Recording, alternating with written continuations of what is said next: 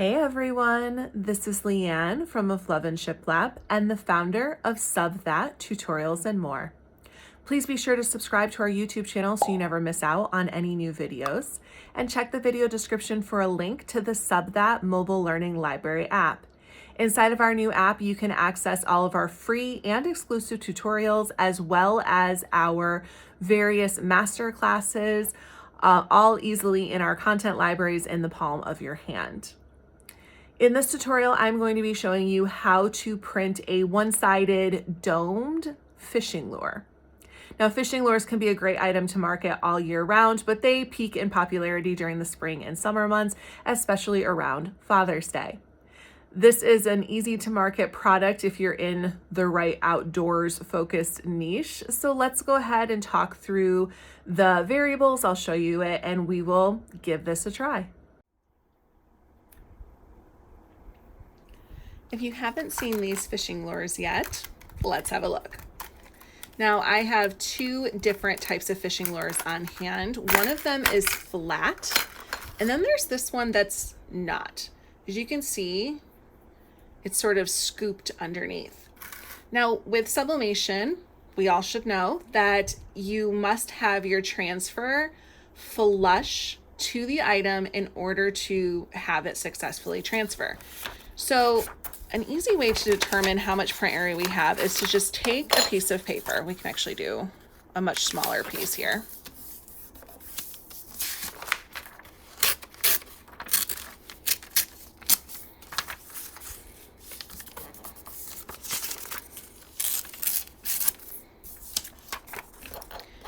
And have a look at how it lays flat on here.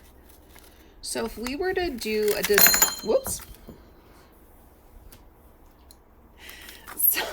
if we wanted to do a design, we could reasonably, let's wrap it around here. We can reasonably get it to be flush through this middle section, but around the edges, it's going to be wrinkly. And then because this has a double bevel, it goes this way and this way, we're not necessarily going to be able to get the most perfect results, because see here around the edges, this is where we would have warbling, because the design itself is going to be with that crinkled paper and it's going to give it like a weird edge, but we actually do get a decent amount of coverage. See how when we wrap it all around, the paper can be flush to most of this. So this is just something to keep in mind when it comes to sublimation. We are going to use the template provided from Johnson's Plastics Plus to give us the best chance of success. And we're going to be mindful of those parts that are not going to get full coverage the way that we might want them to, and really just take that into consideration as we determine our design choice. But I do want the measurements because we always want to measure just in case. So I think we're looking at 2 7/8. Let's kind of do that from the bottom.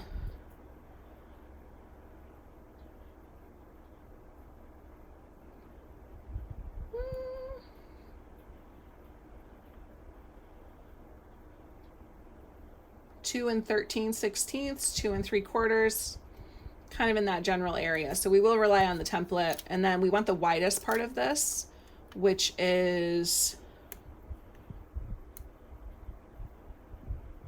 1 1/8. So 1 1/8 by 2 15/16 are our measurements there. As I said, we're going to use the template. We just always want to measure, even if there is a template, so we can make sure that it imports at the correct size, and we're able to print it accordingly to fit our substrate. Let's go ahead and set this up and get started. We are going to create our design in Affinity Designer using the template that was originally provided by Johnson's Plastics Plus. Now I'm using Affinity Designer on a Windows PC. If you are using the Mac version, your interface might look slightly different, but all of the same steps and processes can be followed nonetheless. The template that is available on Johnson's Plastics Plus website comes in different formats that you can use with different softwares if you happen to be using something other than Affinity Designer. If you're using Affinity Designer, I have converted that template into an Affinity template, which you can download for free at my Of Love and Shiplap website. So be sure to go ahead and find that link below this video, or you can of course make your own. I do have that video linked as well for how to create your own template from a template that's been provided by a supplier. It's really easy to do, so definitely check out that video if you want to be able to quickly and easily make your own templates anytime one has been provided to you in a different file format. We will come to our File tab and then select New or New Document, and we're going to come down to that Templates section. Now this is where any templates that you have created a folder for and saved are going to appear. In order for your templates to appear here, you need to download your template or create your template and take that .af template file and save it into a designated folder, and then come here to Affinity Designer and click on that little folder with the plus sign icon and add that folder to this list. So you can see I have one that is titled Affinity Templates, and you'll also notice that it's saved on my OneDrive. I love OneDrive for cloud storage. I know there's lots of different options out there. This is just the one that I choose to use. And this way, no matter where I try and access Affinity Designer, I can always still access that folder as well. If you're using multiple devices, you do have to add the folder on each device, but because it's stored on a cloud drive, it's accessible anywhere. So when I click on that, I can see a variety of templates. All of these are templates for different tutorials that we have done. If you are looking for any kinds of templates, just check out that free template section. They're just designed to be Affinity templates to make it easy for you to follow along with our tutorials and complete projects successfully. So I'm going to scroll on down. I'm going to grab that curved fishing lure template and then select Create. So you'll notice that we have our bleed line, which is this outside red line, and then we have our fill area. The fill area is that part that's going to be what we're trying to get the most coverage of with our design. And then this bleed line is just to kind of give you that outline so that you can wrap your paper around the edge and get, that crisp seal that we're going to be trying to do. This would be like what I modeled to you when we were just doing our measurements and having a look at our fishing lures. I actually want to put names on these, so I am going to select all of my layers and simply choose that flip vertical option, because these fishing lures have the hook at the top and then taper down, so I want to make sure the names are heading in the correct direction. I'm going to keep it simple today, and I'm going to fill my fill area with some digital paper. You can do this by selecting your Place tool, which is this little picture icon in the Tools panel, or coming to File and choosing Place. This will open your File Explorer where you can find whatever you happen to have downloaded. So in this case, I downloaded these pool water ripple textures from Creative Fabrica. And I'm just going to choose this one that I really kind of liked the most. That was the whole reason I downloaded it. When you see that downward arrow with the portal, that means that you are ready to place your image on your document. You can click and drag if you would like to be able to size it accordingly, or you can do one click if you want it to import at full size. So I'm going to kind of line this up over top of my one fishing lure and look for that green snapping guide. So see that green line down the middle? That's letting me know that I am in fact lined up with this fill area piece. And we see that line anytime the snapping guides are activated and we are holding down that layer with our cursor. You activate your snapping guides by selecting this magnet icon here. I mention this in most videos because I really do rely on those snapping guides to help me make sure things are centered and aligned. So once I have that in place, I'm just going to go ahead and drag that into my fill area. So you're going to click on the picture or the icon that's there, click and drag until your cursor touches the name of that curve layer that's labeled as fill layer, And just like that, you will see that it is clipped inside. Pretty easy to do. The next thing I want to do is add text onto this because we're going to personalize both of these. We also are going to have them matching. So because I'm matching them other than the names, we can actually just click and drag and delete this one. And we will simply duplicate this after we put the name. That way everything will be spaced the same, the font the same. We won't have to recreate anything. So to add our font, I'm going to come to our artistic text tool. And I'm just going to click and drag to add our names. Our names are Dave and Kenda. So I'm going to do Dave. I want this to go vertical, so I'm just going to hit the Enter key after each letter. I'm then going to click and drag to select my text and come up to my font selection. I'm going to use a font that I liked for this project called Ambigu, I believe. Let me see if I can find it.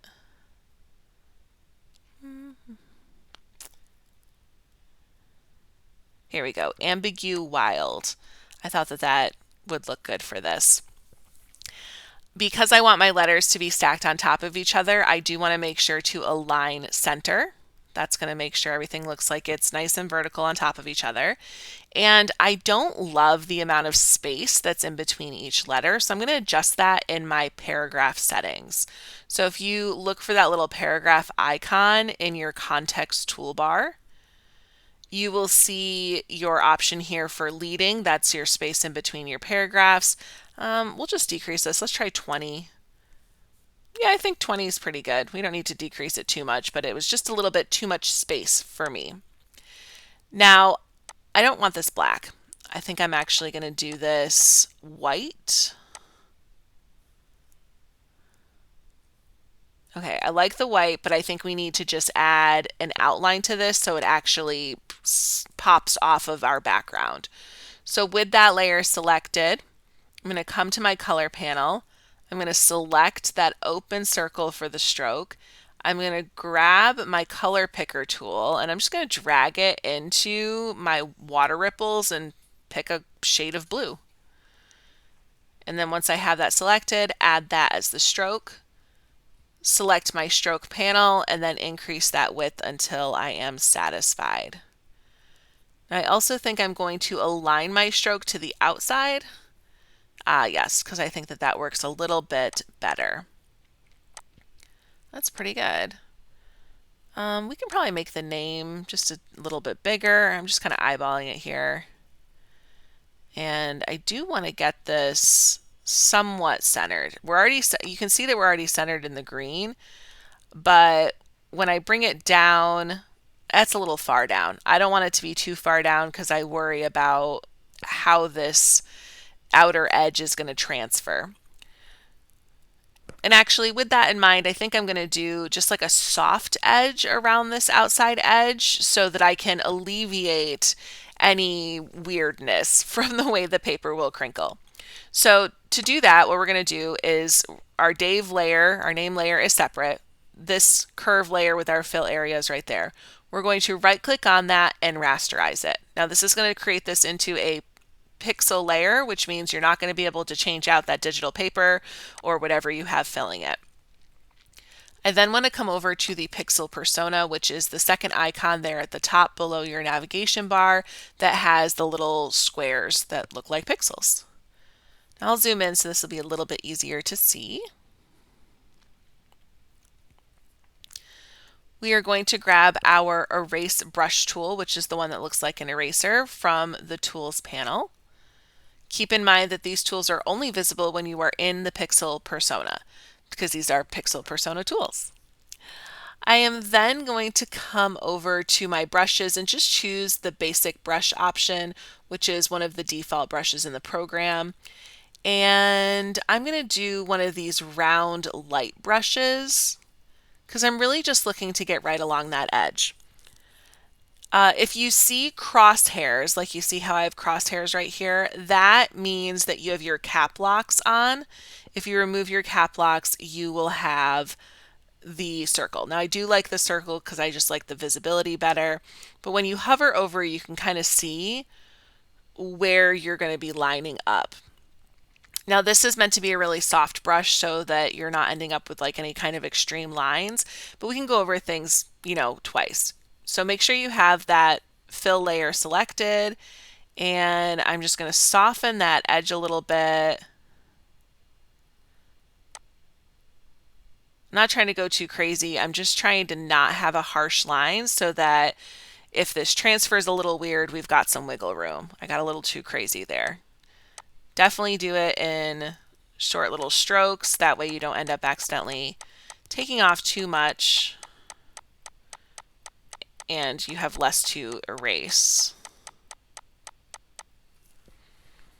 Or less to fix if you mess it up, I should say.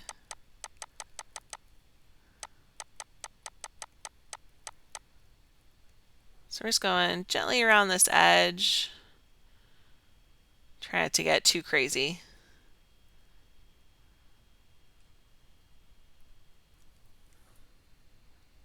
Not worried too much about the bottom area where the little notch is, but we'll take care of it anyways.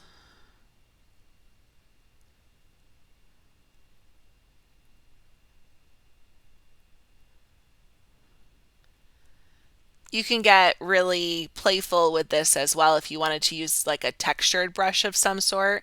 The erase brush tool will erase whatever type of brush texture you've selected. So if you wanted to just use a glitter texture or snowflake texture, you could absolutely use that as an edge. And I've actually done that with other projects. It's a fun little technique. Okay. I think that's a good softened edge. I just wanted it to be enough that it wouldn't look harsh and we wouldn't end up with any weird crinkles that would be really obvious when we go to transfer this. So once you're satisfied, you can come back over to the designer persona. And if you're only doing one, then you can actually just export this. But because I'm doing two, I'm going to click and drag, collect all of my layers. I'm going to right click and duplicate. You'll notice that they duplicate above the other layers. So with them still selected, I'm going to choose move to front. And then I'm just going to drag this over. Now I want to change the name because our other person is named Kenda.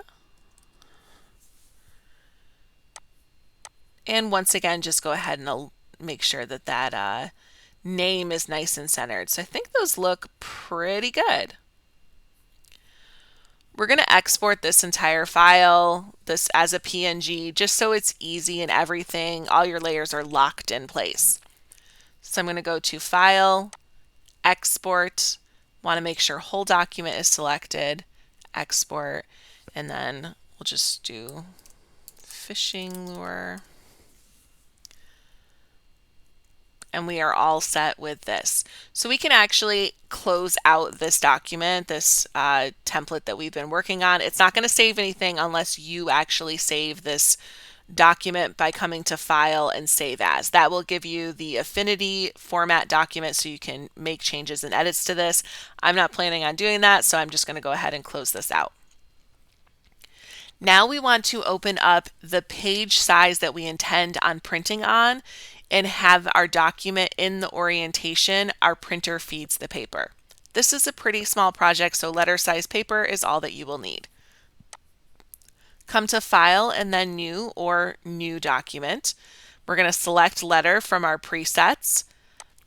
My printer, the Epson SureColor F7D Pro from Johnson's Plastics Plus, feeds in sheet paper in portrait, which most printers do, but I do like to just reiterate it. So I want to make sure that I have that selected. Underneath your DPI, make sure it is set to 300. Underneath your color tab, make sure it is set to color format RGB/8 for sublimation, and color profile sRGB IEC 61966-2.1. Now this is the recommended and most current color profile for the RGB/8 color format.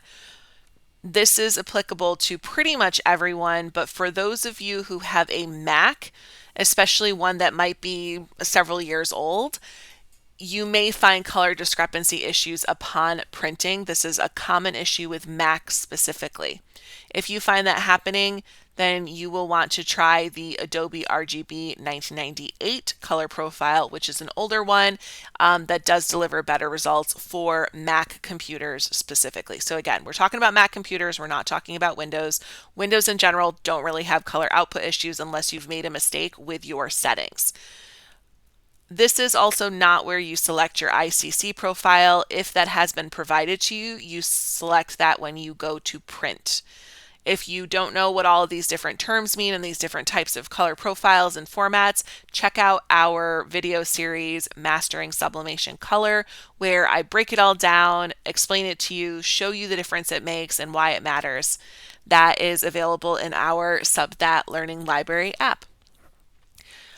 I always like to make sure I have no margins and no bleed lines set, and I like the transparent background, so I have that selected. When everything's ready to go, you can click Create. Next, we're going to select that Place Image tool again and simply import that design that we just made.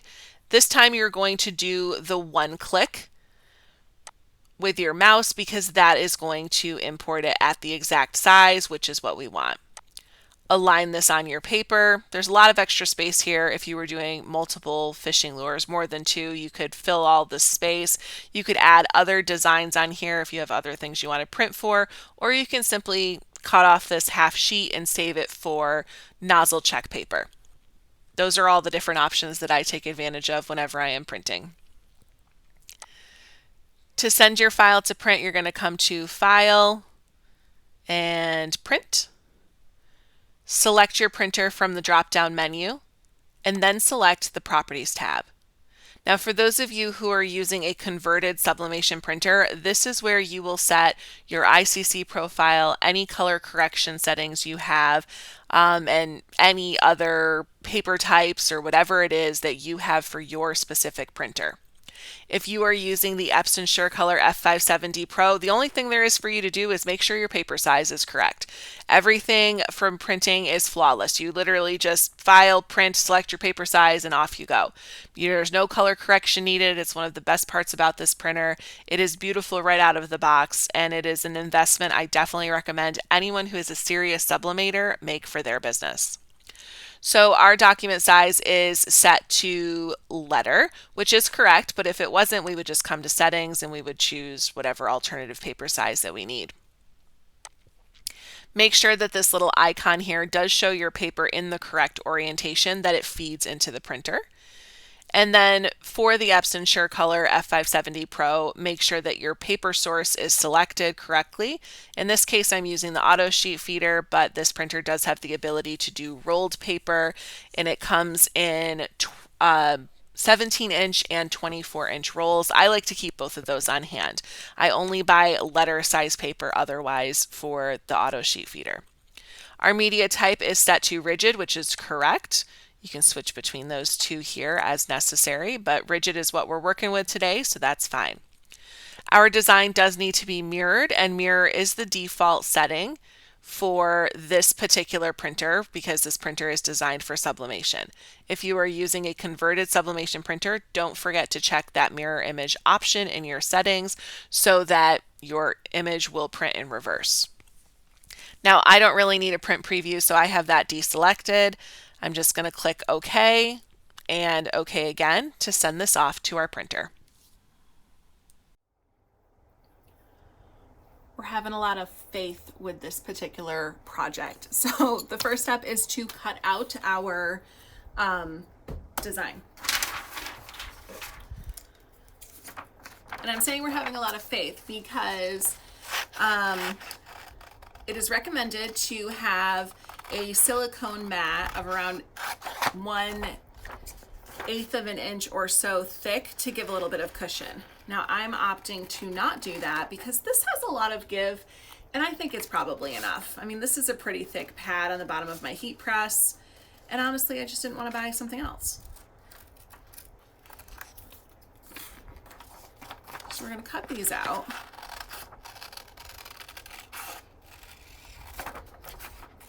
Now the second test of our faith, as we'll call it, is that the recommendation is to fix your transfer using repositional spray. I have serious reservations. But you know what? We're gonna do it. So you're gonna want some type of temporary repositional spray. I'm just gonna use this already used blowout paper. I already used this for a different project. So I'm just gonna use this. I'm gonna spray the substrate really lightly. So give it a good shake. I'm just using a quilt basting spray. And I'm just gonna watch out for any weird clumps. And then I'm gonna pick it up.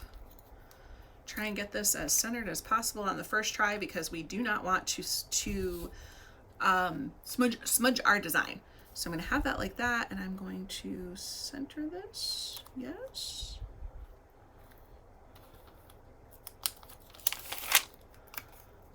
Not quite as good as I was hoping. All right, and we're gonna rub it on in the areas that it does in fact successfully press against. All right, I guess the repositional spray is a good idea. I still have my reservations, but we're gonna see what happens. Oh, that dried before I had a chance to attach my things, so we'll give it another little squirt. Same thing, I'm gonna put my transfer down. I'm gonna try and line this up as perfectly as possible the first time.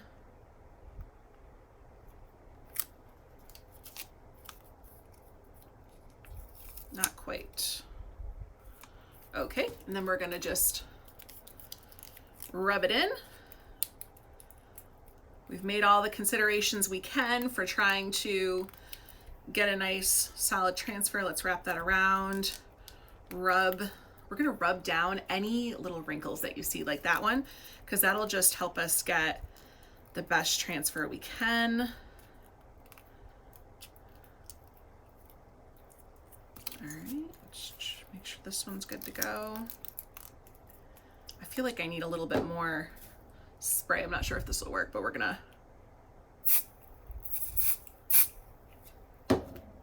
I'm not 100% sure I actually got it in there, but we tried. So we're gonna wrap that around just like that. We'll rub out just any.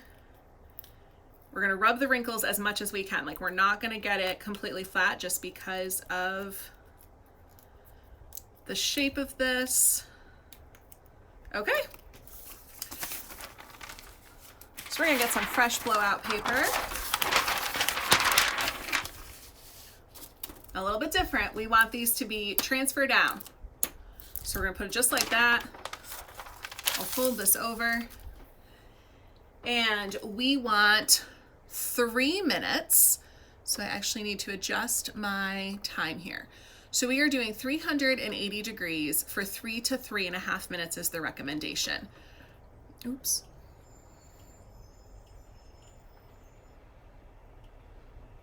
It's gonna take me just a second here to increase this. Okay, we're not gonna do it that way. What I do like about this digital heat press, let me just show you guys. What I do like about the digital heat press is that you can just adjust things. So I think that we're on, I'm not even sure what setting we're on. So we're just gonna do, we're gonna do the plus. We're gonna do lure.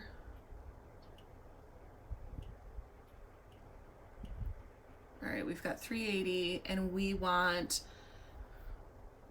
240 to 270 seconds. I'm gonna go for the 3.5 just because I'm not using that silicone mat. So I'm gonna go for it. I'm trusting that the mat that is on my press is enough to give it the pressure that it needs. We also want this to be more like an 8 pressure. Okay, so I have that all set. I can just go ahead and save that for the future. I probably need to adjust this just a little bit, but now that we are all set, let's go back to our home screen.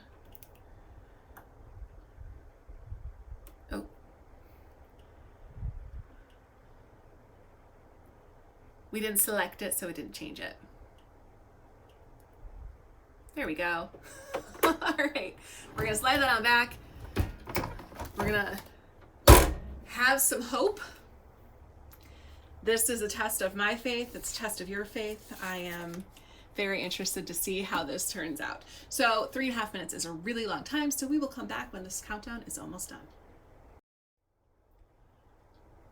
We have 16, 17 seconds left. I have never been so nervous doing a project. I've actually had these lures for 4 years. That is how long I have been avoiding them. So here's hoping this is a success and we can feel good about this project today. All right. Turn you guys on down. I probably need 2 gloves for this.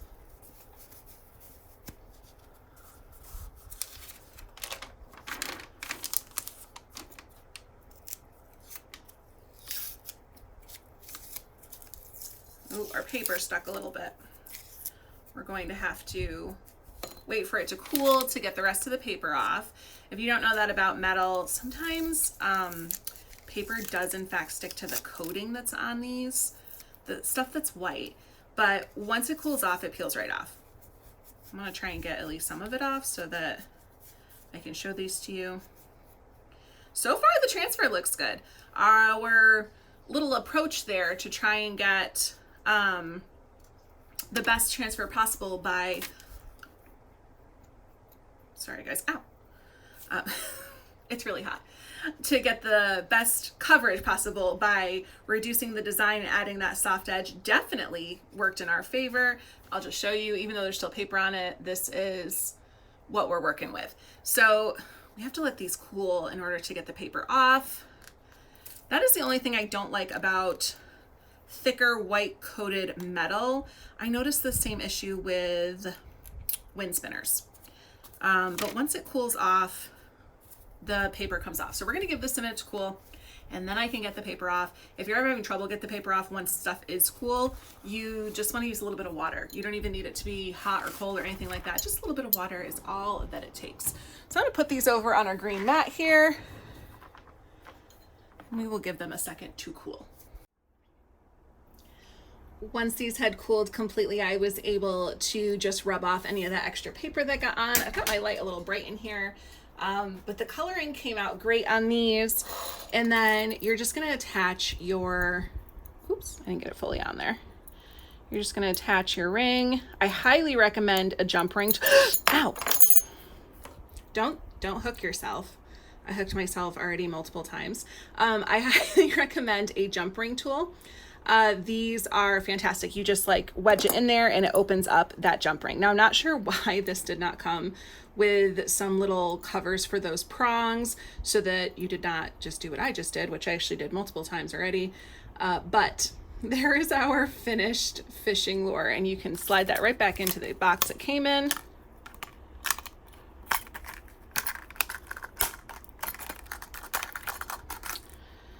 And it's ready to gift.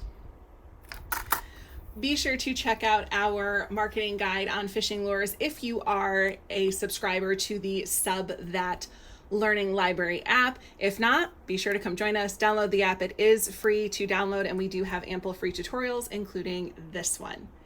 Thank you so much for joining us and I hope you have a great rest of your day.